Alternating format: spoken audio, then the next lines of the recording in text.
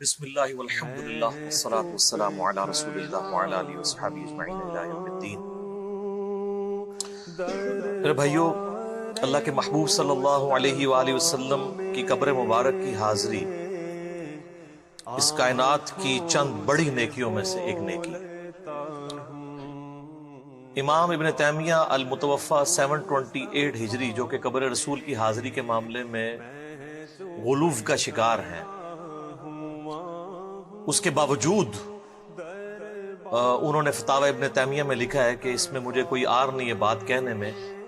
کہ اس دنیا کی چند بڑی نیکیوں میں سے ایک نیکی قبر رسول کی حاضری ہے صلی اللہ علیہ وآلہ وسلم۔ اور اسپیشل پروٹوکول حاضری والے شخص کے لیے سنن نبی داؤد میں حدیث ہے، اور امام ابو داؤد نے اسے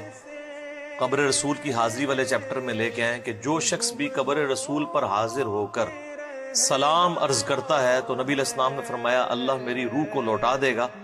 اور میں اس کے سلام کا جواب بھی دوں گا۔ اب یہ پروٹوکول صرف قبر رسول کے لیے ہے۔ عام پروٹوکول سنن نسائی میں حدیث ہے کہ زمین میں کچھ فرشتے سیاحت کرتے ہیں اور میرے امتیوں کا سلام مجھ تک پہنچاتے ہیں۔ ہم نماز میں پڑھتے ہیں السلام علیکم ایھا النبی ورحمۃ اللہ وبرکاتہ، لیکن قبر رسول کا پروٹوکول الگ ہے۔ حتیٰ کہ المصنف ابن ابی شیبہ میں فضل الصلاۃ علی النبی کے اندر الموطا امام مالک میں صحیح سند سے ہے کہ عبداللہ بن عمر رضی اللہ تعالیٰ عنہ جب کبھی بھی کسی سفر پر جاتے، اور یہ روایت سنن کبریٰ البیہقی کے اندر بھی ہے، 4 کتابوں میں، سنن کبریٰ البیہقی، الموطا امام مالک، فضل الصلاۃ علی النبی اور المصنف ابن ابی شیبہ میں 11793 نمبر اثر ہے مکتبۃ الشاملہ کے مطابق۔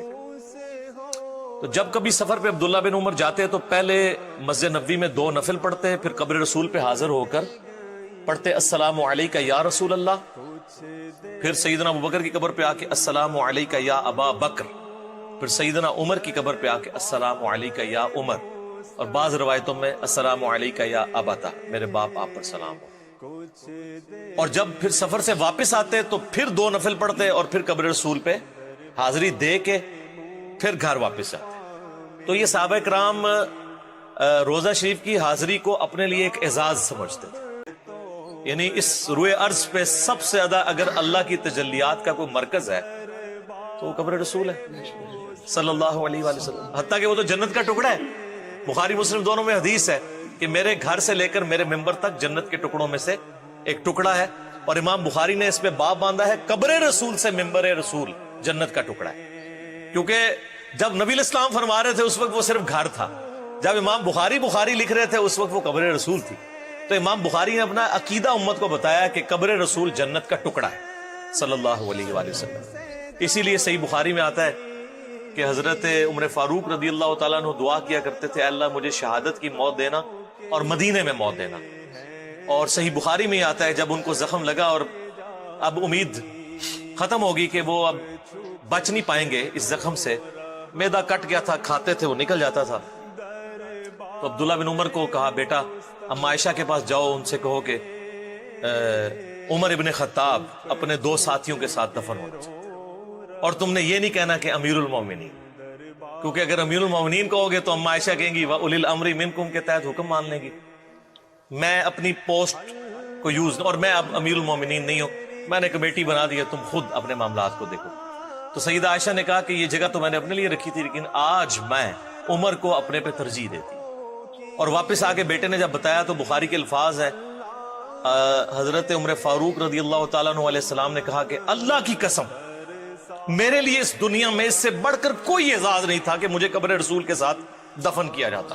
صلی اللہ علیہ وآلہ وسلم، کیونکہ صحیح مسلم میں حدیث ہے جس نے مدینے کے مصائب پہ صبر کیا میں اس کا شفیع بنوں گا۔ جامعہ ترمذی میں حدیث ہے کہ ہو سکے تو مدینے میں مرو، جو مدینے میں مرے گا قیامت والے دن میں اس کا شفیع ہوں گا۔ سب سے پہلے مسلمانوں میں ان لوگوں کی شفاعت ہوگی جو لوگ مدینہ شریف میں دفن ہیں، اور جو روزہ شریف میں ساتھ دفن ہے ان کے تو کیا ہی کہنے، ٹھیک ہے۔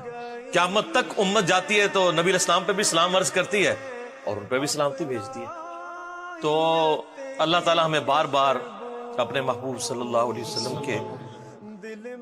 دربار کی حاضری نصیب فرمائے اور قیامت والے دن آپ صلی اللہ علیہ وآلہ وسلم کی شفاعت نصیب فرمائے، جنت الفردوس میں اپنے محبوب صلی اللہ علیہ وآلہ وسلم کا پڑوس عطا فرمائے، بقیع غرقد میں مدفن عطا فرمائے، آمین ثم آمین۔ جزاکم اللہ خیر۔ مصطفیٰ میں جس جس سے میں ملا ہوں، دربار مصطفیٰ میں میں چپ کھڑا ہوں